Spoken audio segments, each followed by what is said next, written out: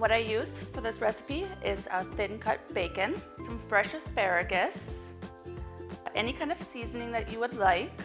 We just recommend a low sodium, and then a balsamic reduction at the end. So what I first do is I prep my asparagus.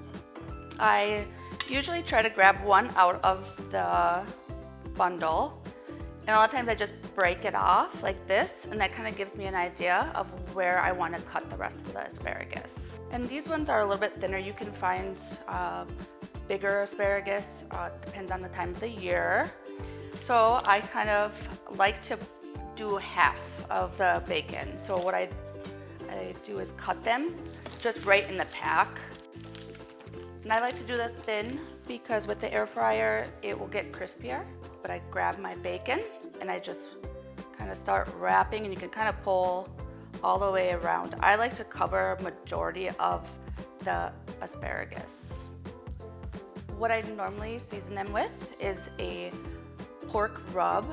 Pull out your air fryer, and I just place them in the basket, and then I will turn it on for 10 minutes at 350 degrees.